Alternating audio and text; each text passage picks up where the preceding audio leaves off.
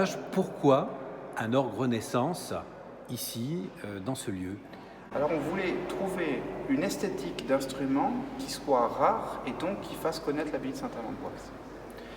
Il se trouve qu'on a très peu d'instruments encore en état de jeu de la Renaissance dans toute l'Europe. C'est sur les doigts d'une à deux mains maximum, et encore ces instruments ne sont pas complets.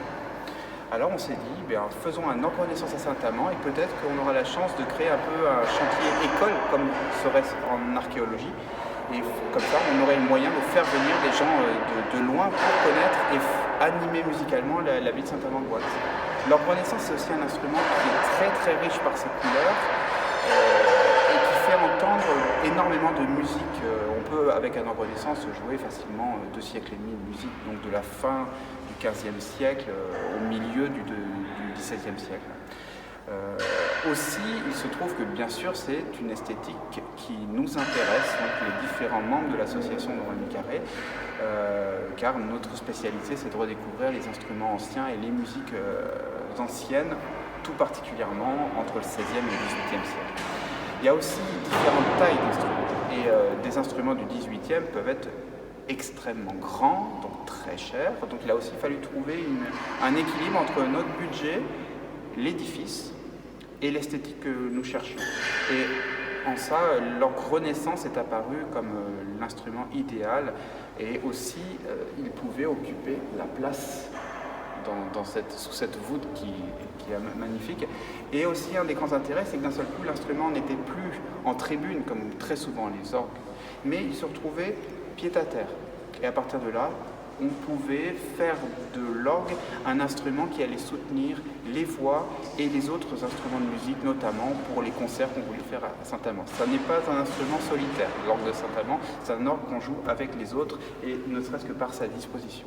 Pour le buffet, il y a une première chose qui frappe les visiteurs à Saint-Amand, c'est les volets. L'instrument peut être fermé. Voilà, on peut fermer avec les 2 volets, ce qui est très pratique pour le protéger.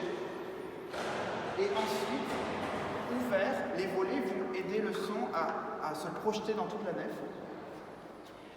Ces volets, à la Renaissance, étaient très utilisés. C'est surtout le XVIIIe siècle qui a commencé à enlever les volets des orgues des cathédrales.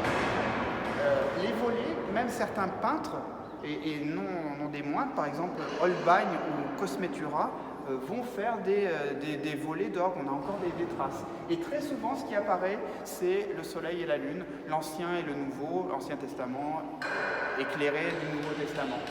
Après, les sculptures de l'orgue sont toutes faites d'après des instruments de la Renaissance qui restent en France, mais où, malheureusement, on a souvent perdu tous les tuyaux de l'intérieur. Donc, vous avez notamment ici un petit dragon qu'on retrouve à l'Ory-Sangatinet, qui est un instrument de toute beauté du côté d'Orléans. Et après, on a d'autres éléments qui viennent d'orgues comme par exemple Moret-sur-Loing. Le sculpteur Marc Fraune les a fait en Alsace, et il est meilleur ouvrier de France. Et je me rends compte que j'ai quand même oublié de citer la personne principale de l'orgue. Sans Quentin Blumenroder, nous n'aurions pas ce chef-d'œuvre. C'est tout le talent de Quentin Blumenroder et de son équipe qui a rendu cet instrument possible. Il y a 1 an de travail.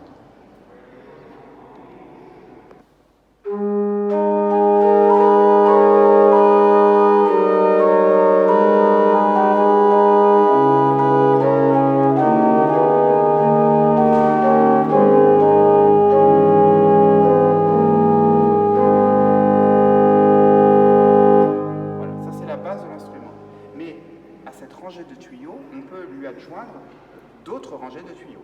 Donc j'avais le principal, je l'enlève et voilà l'octave. Logique, on entend vraiment l'octave du principal. C'est ce tuyau qui va cette fois-ci sonner. Donc tout va être plus aigu. À ce rythme-là, je peux aller sur des tuyaux encore plus aigus. Et après, je vais jouer sur les timbres. Chaque tuyau a une forme différente et une taille différente, et donc des couleurs différentes. Par exemple, j'avais ce 2 pieds là. Ça, il est plutôt, on a dit principalisant, voici un deux pieds plutôt flûté.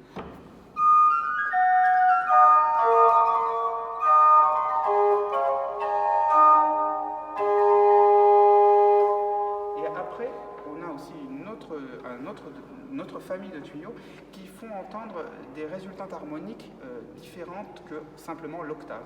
Le nasard qui se rajoute au principal, ou la tierce. Enfin, on a deux autres jeux importants. C'est la trompette. Malheureusement, il n'est pas accordé, j'ai pas eu le temps de le faire pour ta venue, ça sera le cas si on vient l'écouter en concert. C'est un tuyau à hanches, c'est la seule rangée de tuyaux de l'orgue qui a des hanches libres comme une clarinette ou un saxophone. À la différence des autres tuyaux où c'est la bouche qui fait sonner qui rend sonore le tuyau. Et ce qu'on appelle un cornet, alors ça c'est un jeu que j'adore. Le cornet, il n'existe qu'à partir de la moitié du clavier. Il n'y a rien ici. Par contre, si on l'entend seul, c'est pas bon. Par contre, si on le marie à d'autres sonorités, et là c'est un jeu très très très sonore et très soliste. Et une des particularités de l'orgue de Saint-Amand, c'est que beaucoup de gens vont dire « Ah, il n'y a qu'un clavier ». Souvent, à l'orgue, on peut avoir 2, 3, 4 claviers suivant les esthétiques et les époques. Mais sur l'orgue de Saint-Amand, il y a des combines pour faire qu'avec un seul clavier, on a plusieurs couleurs sonores en même temps. Voilà, on retrouve notre basse sonore avec la montre et le 4 pieds.